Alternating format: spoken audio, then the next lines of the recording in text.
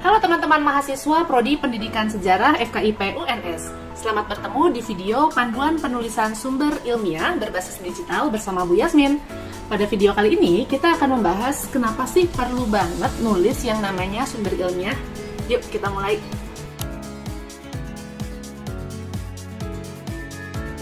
Teman-teman mahasiswa, seperti yang Ibu bilang tadi, bahwasannya menulis sumber ilmiah adalah hal yang perlu dilakukan, apalagi oleh akademisi seperti kita di lingkungan universitas ini. Nah, kayak misalkan nih, kalau kamu bikin tugas, lalu tugasmu itu ambil data atau ambil sumber dari tulisan lain, itu sudah sepatutnya si sumber yang kamu ambil ditulis secara benar, baik di segi kutipannya ataupun daftar pustaka. Nah, pertanyaannya, kenapa sih harus banget gitu ditulis? Tentu saja harus. Nah, jadi alasan pertamanya itu adalah karena ini merupakan bagian dari etika akademik.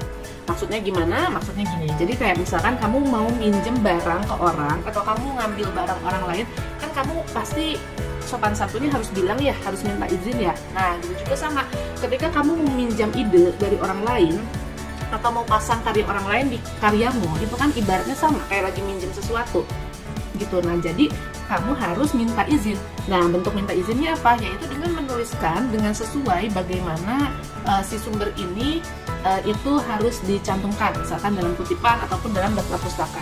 Selain itu, mencantumkan mereka, si sumber-sumber ini dalam kutipan dan daftar pustaka itu adalah sebagai bentuk apresiasi terhadap karya yang sudah mereka buat. Jadi itu yang pertama adalah tentang etika akademik. Nah, yang kedua, menuliskan sumber itu akan membantu tulisanmu menjadi lebih ilmiah lagi dan lebih valid. Ibaratnya kayak kamu punya opini di tulisanmu, ternyata ada juga nih orang lain atau ahli lain yang juga berpikir sama seperti kamu. Nah, hal itu bisa memperkuat argumen kamu sehingga tulisanmu pun menjadi lebih kuat gitu. Dan yang ketiga, itu menulis sumber akan membuat tulisanmu menjadi diakui oleh orang lain di kalangan akademisi ilmiah ini. Seperti itu. Nah, jadi sudah sepatutnya kita menuliskan sumber ilmiah sesuai dengan kaidah yang berlaku.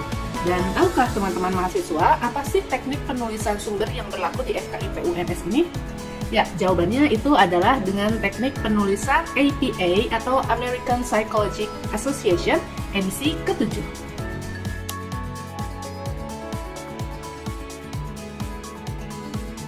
Nah, yang paling utama konsekuensinya adalah nanti kamu akan terjerat yang namanya plagiarisme. Plagiarisme itu adalah semacam mengakui karya orang lain sebagai karya kamu, atau kamu menulis karya orang lain tanpa menuliskan sumbernya sehingga seolah-olah itu menjadi karyamu.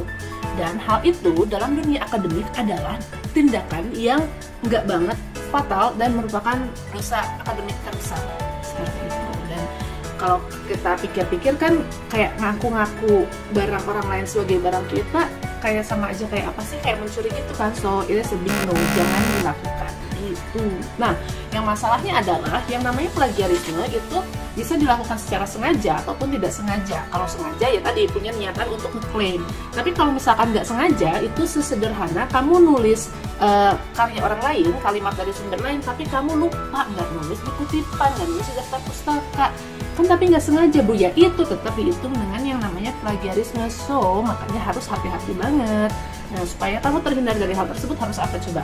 Harus membiasakan diri sejak sekarang menulis sumber. Kalau misalkan ternyata kamu nanti terjerat plagiarisme, yang rugi itu bukan hanya kamu, tidak hanya mencoreng nama kamu, tapi juga mencoreng nama prodi, mencoreng nama FKIP, dan mencoreng nama UNS. Nanti bisa-bisa di blacklist, nggak mau kan?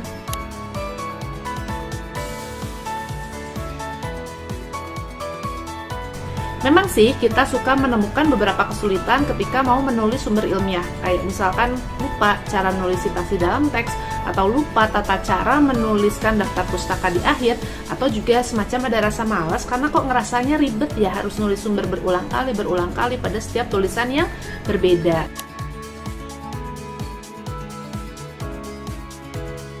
Hal ini itu bisa kita hadapi dengan cara memakai buku panduan penulisan ilmiah yang sudah diterbitkan oleh FKIP. Di sana ada panduan secara manualnya, kamu bisa selalu merujuk ke sana. Atau yang kedua nih, yaitu dengan menggunakan bantuan dari aplikasi yang namanya Mendeley. Nah, aplikasi Mendeley ini itu adalah semacam reference manager yang bisa membantu kamu menuliskan sitasi dan juga membuat daftar pustaka secara otomatis loh gitu. Jadi dengan Mendeley ini ada beberapa keuntungan. Yang pertama itu adalah kamu tidak jadi bingung lagi dalam menuliskan sitasi dan juga daftar pustaka karena yang tadi Ibu bilang dituliskannya secara otomatis. Nah, yang kedua, Mendeley ini bisa menyesuaikan dengan teknik penulisan daftar pustaka yang dipakai. Kayak misalkan kita pakainya APA edisi ke-7, dia bisa disetting ke situ. Tapi kalau misalkan kamu perlu juga nih suatu hari menulis artikel dengan teknik pengutipannya Chicago, nah itu bisa juga diganti ke teknik pengutipan Chicago seperti itu. Dan yang terakhir perlu juga kamu ketahui bahwasanya jurnal-jurnal bereputasi sekarang itu suka meminta penulisnya menulis artikel dengan menggunakan aplikasi Mendeley untuk sebagai proof atau bukti pengutipan. Jadi mau nggak mau kita juga sudah sepatutnya bisa menguasai aplikasi Mendeley. Oke deh, itu tadi penjelasan tentang kenapa sih penting banget kita harus menuliskan sumber ilmiah dan pengantar sedikit tentang aplikasi Mendeley. Kalau kamu mau tahu lebih jauh tentang bagaimana penggunaan aplikasi Mendeley, yuk ikuti video selanjutnya.